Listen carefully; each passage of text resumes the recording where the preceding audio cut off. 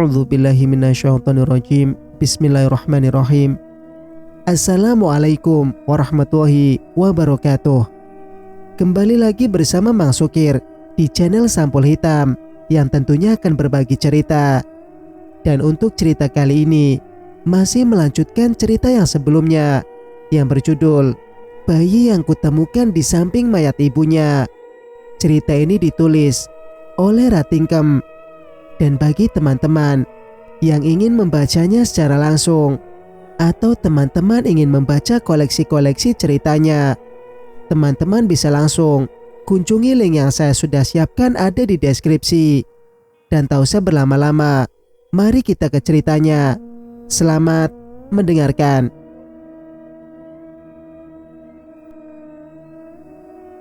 Sebuah rumah di komplek yang jauh dari kata layak menghentikan langkahku. Sebelum ke kantor aku sengaja mampir dulu ke rumah istrinya Pak Santo.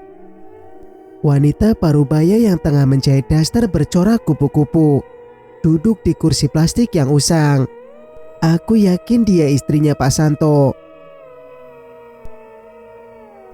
Bu, saya ada amanah dari Pak Santo untuk memberikan ini, tuturku. Mata wanita itu berkaca. Ia pasti mengingat si pemilik gelang yang saat ini dipegang. Di mana suami saya? Paraunya. Pak Santo meninggal dunia, Bu. Meninggal? Di mana jasadnya? Susah sekali bila harus menceritakan yang dialami Pak Santo jauh dari kata nalar. Detik kemudian, lelaki berjubah hitam muncul. Pak Santo. Ia menggenggam jemari istrinya. Menoleh. Tatapan haru yang mereka tunjukkan sudah jelas kalau cinta mereka sangat dalam. Membiarkan mereka berdua, aku pun pergi. Keluar dari kompleks, aku segera ke kantor. Tinggal beberapa menit lagi rapat akan dimulai. Setibanya di gedung tempatku mencari nafkah, aku langsung menjalankan tugas. Hingga maghrib terlewat, pekerjaanku belum juga selesai. Alhasil aku harus pulang terlambat.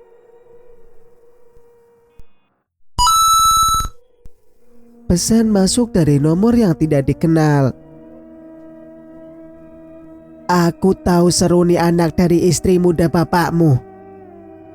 Besok kita lihat apa yang akan terjadi seandainya Nilam tahu. Aku sangat yakin pesan ini dari Bu Widya. Bagaimana bisa dia tahu tentang silsilah keluargaku? Mengabaikan pesan tersebut, aku memasuki lift untuk segera keluar dari rutinitas kerja. Terkejut, di dalam lift ada Seruni yang berdiri. Kenapa dia masih gentayangan? Apa jasadmu digali seseorang lagi? Tanyaku lirih. Ia menggeleng, diam, hingga pintu lift kembali terbuka. Bawa pergi tanganmu yang ada di kaki Bu Widya. Tenanglah di alammu, Seruni. Masih bungkam, wanita tak bernyawa itu terus saja mengikuti. Aku menghentikan langkah, lalu berdiri menatapnya. Aku tahu kamu masih ingin melindungi Bunga. Tapi kamu tenang saja. Anakmu aman bersamaku. Tapi tidak aman dari dia.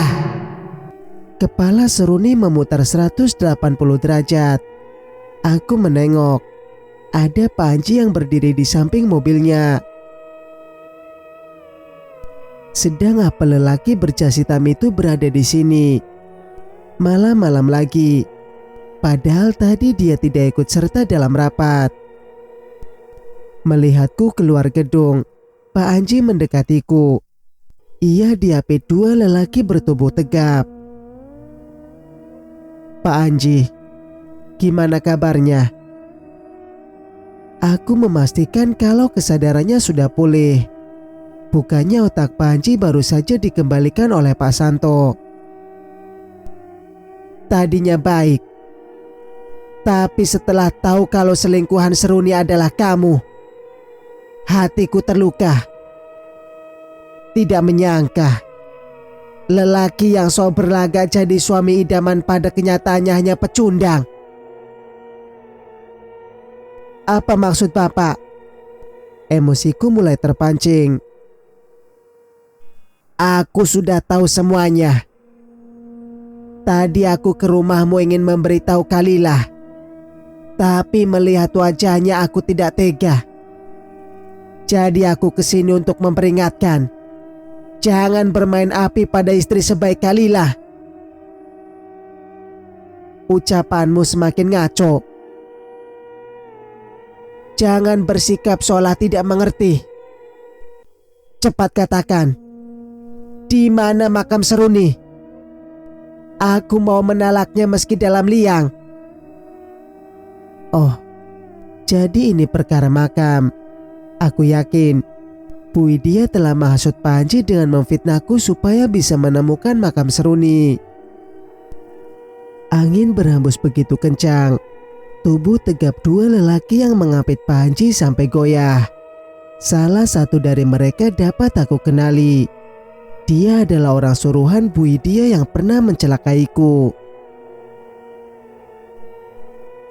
Pasti hantu itu muncul lagi. Gumam pengawal yang pernah aku lihat sebelumnya. Hantu apa? Pak Anji yang menahan tubuhnya supaya tidak terhuyung menoleh ke arah mereka. Hantu yang dulu melukai Bu Widya, Pak. Saat... Shh. Dua pengawal berselisih. Saat apa? Bukan, Pak. Saya salah. Suasana malam yang sepi karena hampir seluruh penghuni kantor sudah pulang. Telinga hanya mendengar deru angin. Yang tertangkap mata hanya yang berterbangan. Dari atas jatuh sebuah sosok di tengah antara aku dan Pak Anji. Berbalik. Awalnya menghadap Pak Anji. Kini ia menatapku. Pergilah, Kak. Mas Anji tidak akan mudah percaya. Paruh sosok itu yang ternyata Seruni. Seruni, kaukah itu? Teriak Panji berbenturan dengan terjangan angin. Kamu datang untuk melindungi selingkuhanmu? Atau anak kalian yang ingin aku rampas? Biar kita sama-sama tidak bahagia. Meski langkahku sudah jauh, tetapi aku dapat mendengar ucapan Pak Anji. Katakan, di mana kamu sembunyikan anak haram itu? Jahat sekali tuduhan yang iparku layangkan. Anda dia tahu kalau selama ini istrinya menderita. Dan aku bukan selingkuhan Seruni, melainkan kakaknya. Pantas saja dalam Islam hukuman orang yang memfitnah jauh lebih besar dari membunuh. Ternyata dampak fitnahan bisa seperti ini. Otak seseorang yang terhasut sehingga menjadi benci bisa mengalahkan kekuatan cinta, entah setulus apapun. Kenapa lari, Pak? Tanya Pak Sugeng yang menunggu di mobil. Apa Bapak menemui hantu lagi? Terkanya kemudian. Ada Pak Anji. Dia telah dihasut Bu Widya. Kalau aku adalah selingkuhan Seruni. Astagfirullah. Bukannya bertobat anak sudah menjadi tumbal. Ini malah semakin jahat. Emang orang yang sudah meninggal dijadikan tumbal bisa hidup lagi ya, Pak? Kalau diganti dengan jasad orang lain. Aku penasaran, untuk apa Bu Widya masih mengincar jasad Seruni? Setahu saya orang mati tidak akan bisa hidup lagi, Pak. Terus untuk apa Bu Widya masih menginginkan jasad Seruni? Saya juga tidak tahu. Bisa jadi untuk urusan lain. Ilmu hitam, mungkin. Pak Sugeng sama denganku hanya bisa menduga, karena kami tidak memahami setiap tindakan Bu Widya. Waktu Isya sudah terlewat di jalanan. Aku sudah tidak sabar melihat keadaan Kalila. Apakah tadi ia disakiti Pak Anji? Dan Ibu, bagaimana kalau Ibu sudah tahu kebenaran tentang bayi yang kutemukan di samping mayat ibunya? Kalau dia adalah cucu dari Tante Mayang. Benda berat serasa jatuh di atas mobil. Pak Sugeng langsung menghentikan lajunya dan memeriksa apa yang terjadi. Lama belum masuk. Aku pun turut keluar. Terkejut, perempuan berbaju perawat merangkak sambil menunjukkan wajah seram. Siapa dia, Pak? Tanyaku pada Pak Sugeng yang berdiri mematung. Rasa takut menjalar tubuh bahkan bersiaga manakala hantu wanita itu menerkam. Tidak tahu, Pak. Pak Sugeng dikuasai ketegangan. Menit kemudian, wanita itu raib tanpa sepatah kata. Tapi setelahnya sebuah cincin terlempar tepat di bawah kakiku. Aku pun memungutnya, lantas mengajak Pak Sugeng kembali masuk mobil. Aku mengamati cincin yang terpegang. Sekilas aku seperti pernah melihat cincin sejenis ini. Pak Anji, ya, cincinnya seperti yang melingkar di jari lelaki itu. Dan perawat tadi, bukannya yang menjaga kamar mayat di mana jasad Seruni menginap. Entahlah, ada cerita apa di balik cincin ini dan perawat tadi. Tapi yang pasti, nanti cincin ini akan aku kembalikan pada Pak Anji kalau dia sudah sadar dari pengaruh Bu Widya. Singkat cerita, tiba di rumah, aku disambut ibu. Setelah aku mencium punggung tangan wanita yang melahirkanku itu, Kalila muncul. Sementara Citra dan Bunga mungkin sudah terlelap di bilik masing-masing.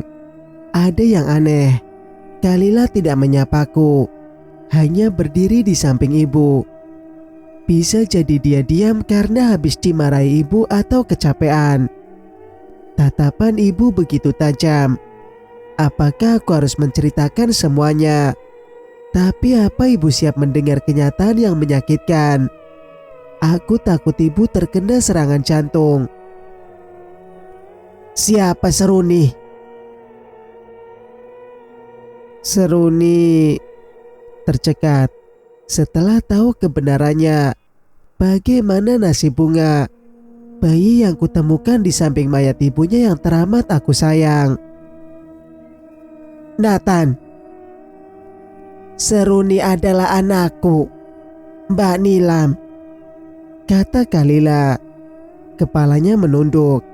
Beberapa helai rambut menjuntai menutupi wajah. Seperti ada kilauan cahaya yang menerangi dari bawah.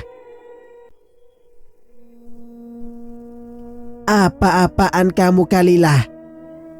Ibu mengernyitkan dahi. Aku Mayang, adik madumu, balas Kalila yang masih tak membalas tatapan ibu. Mayang. Ibu tertegun. Tubuhnya hampir terhuyung. Untung saja ada kaki sofa yang menahan. Aku sudah memaafkan kesalahan Mbak di masa lampau. Sekarang, biarkan Nathan menjalankan kewajiban sebagai seorang kakak yang melindungi adiknya. Menjaga anak Seruni selayaknya anak sendiri. Jadi Bunga cucunya Mayang? Iya. Dan mulai sekarang akan menjadi cucumu. Sayangi dia, Karena ada darah Mas Baskoro yang mengalir. Ibu terdiam. Begitupun denganku yang tidak mampu berbicara apapun. Sejujurnya aku bisa mengerti perasaan ibu yang pasti hanya berontak untuk menerima kenyataan.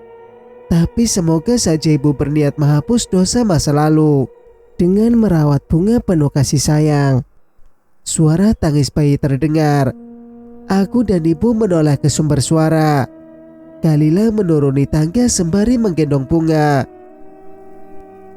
Seketika itu, aku dan ibu saling melempar pandang, berbarengan mengarah kepada wanita yang berwujud Kalila namun mengaku Tante Mayang. Wanita itu ada. Mas, kamu sudah pulang. Syukurlah. Tadi aku baru saja mau ngubungin kamu, kata Kalila terus mendekat. Kalila, kamu... Bruk.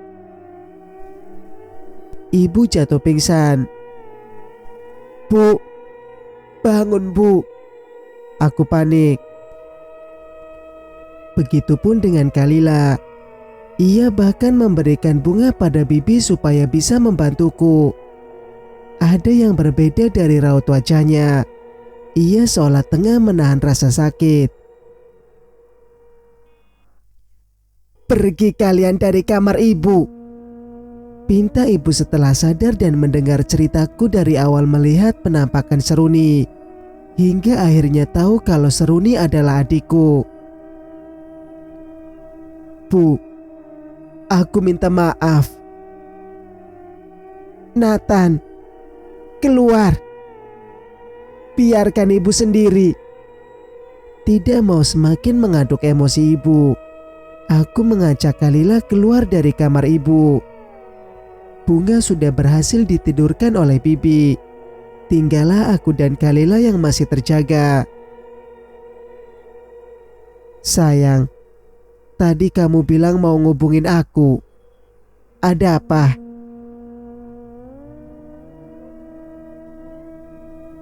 Perutku nyeri. Tadinya aku mau meminta kamu mampir ke apotek untuk membeli obat. Kamu sakit? Ya udah, kita ke rumah sakit sekarang. Tidak perlu. Aku baik-baik saja. Udah mendingan. Lagian aku belum sholat Isya. Beneran tidak sakit? Kalila mengangguk. Kami pun sholat Isya berjamaah, berdoa, lalu mengaji bersama. Sudah lama kami tidak membuka kitab berbarengan. Suara Kalila setiap melantunkan ayat Allah selalu membuat candu telinga. Tersedak. Tiba-tiba Kalila menghentikan ngajinya. Aku pun segera menutup dua kitab yang ada di pangkuan kami. Kalila tanpa menahan sakit dengan memegangi tenggorokan. Menit kemudian, ia seperti tercekik, menjulurkan lidah dengan mulut menganga. Kalila, apa yang terjadi? Panik. Aku menepuk pundaknya sambil merapalkan ayat-ayat Allah di kening. Darah segar keluar dari bibir yang pucat. Mukena berwarna putih kini berbercak merah. Aku yang merengkuh dari samping, beranjak hendak meminta tolong pada Pak Sugeng. Namun Seruni muncul tepat di depan Kalila. Dua jari Seruni masuk ke mulut Kalila. Ia menarik sesuatu dari dalam, seperti rambut, tapi tampak keras. Hitam lekat bercampur darah dan lendir bening. Menarik terus hingga mencapai ujung. Panjangnya hampir sama dengan lenganku. Aku akan mengakhiri ini semua. Mengembalikan kejahatan pada yang jahat, kata Seruni. Kemudian menghilang membawa serta benda yang ia keluarkan dari mulut Kalila. Sayang, kamu tidak apa-apa. Kalila mengusap mulutnya. Seketika itu juga bercak darah menghilang. Kami berulang kali beristighfar, memohon perlindungan dari Allah. Apa yang barusan terjadi? Teluh, santet, atau guna-guna seperti yang sering dilihat di film horor? Kalau memang benar, siapa yang mengirimnya? Apa Bu Widya? Hanya Seruni yang tahu. Keesokan harinya aku membawa Kalila ke rumah sakit, menjalani berbagai pemeriksaan. Tidak ada penyakit serius yang mengendap di tubuhnya. Kami pun sepakat untuk menemui Ustadz guru ngaji Kalila yang barangkali bisa membantu kami menyelesaikan masalah gaib. Di perjalanan, aku mengecek video yang terhubung CCTV di rumah. Rekaman kemarin sama sekali tidak ada yang mencurigakan. Tidak ada yang menaruh sesuatu secara diam-diam di area rumahku. Mas, kemarin sate yang kamu kirim beli di mana? Rasanya enak, kata Kalila. Sate? Aku tidak ngirim sate ke rumah. Aku bingung. Loh, bukannya kemarin kamu nyuruh orang kantor nganterin sate? Ibu dan Citra tidak mau, jadi aku ngabisin semua.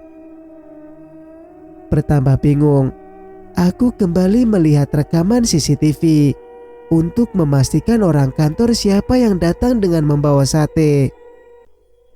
Mengamati wajah lelaki berkemeja hijau, wajahnya dapat terlihat jelas. Tapi aku sangat yakin kalau dia bukan karyawan yang bekerja di perusahaan. Aku tidak kenal sama dia. Kalaupun aku mau membeli makanan, pasti aku minta tolong Pak Sugeng. Iya kan Pak? Lelaki yang duduk di jok kemudi mengangguk. Terus siapa yang ngirim sate? Kecurigaanku masih mengarah pada Bu Widya. Selain dia, siapa lagi yang menginginkan keluargaku tersakiti dengan ilmu hitamnya? Apa Bu Widya? Pak Sugeng rupanya punya pemikiran yang sama. Kita tidak boleh berburuk sangka. Kalila masih saja bersikap Pak Malaikat, menceritakan kejadian semalam pada Pak Sugeng. Ia sempat mengajakku supaya mau menemui orang pintar kenalannya. Tapi aku menolak.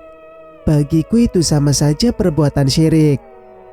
Setitik pun tidak ada niatan dalam hati untuk meminta tolong perihal masalahku pada orang pintar atau dukun. Mobil sudah berhenti di depan rumah Ustadz. Kami masuk dan disambut oleh yang punya rumah. Duduk melingkar di pendopo terbuka yang ada di belakang rumah. Dulu sewaktu mengajak Kalila bertaaruf, aku sering kesini untuk bertukar pendapat seputar pernikahan. Tanpa basa-basi, aku langsung mengutarakan maksud datang bertandang, merinci setiap kejadian mistis. Bahkan semua yang aku alami di desa Curug Betong, tak luput aku ceritakan. Pak Ustadz mengangguk paham. Sepertinya ini bukan kali pertama dia mendengar cerita mistis. Apa yang harus aku lakukan, Pak? Tanyaku meminta solusi. Perbaiki ibadah, lebih dekat lagi dengan Allah, dan terus berzikir kalau merasa ada bahaya. Insya Allah, saya akan bantu dengan doa dari sini. Hati sedikit merasa lega. Semoga saja dengan meminta bantuan pada orang berilmu agama yang kuat, segala teluh, santet atau guna-guna tidak lagi menyambangi. Ponsel yang berada di saku celana berdering. Citra memanggil. Aku pun mengangkat panggilan dengan menjauhkan diri.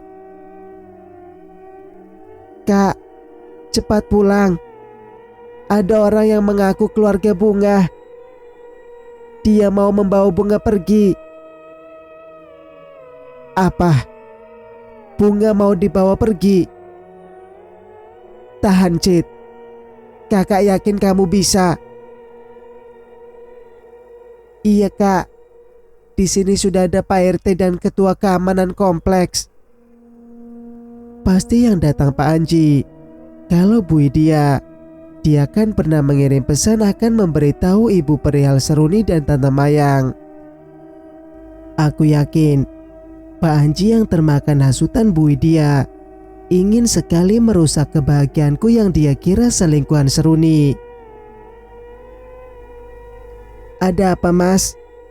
Kalila membaca raut wajahku melalui pandangan. Kita harus pulang. Bunga dalam bahaya. Terperanjat, Kalila ikut beranjak meski posisinya berdekatan dengan istri Pak Ustadz. Pamit dengan meminta maaf. Aku dan Kalila pun segera ke mobil untuk pulang.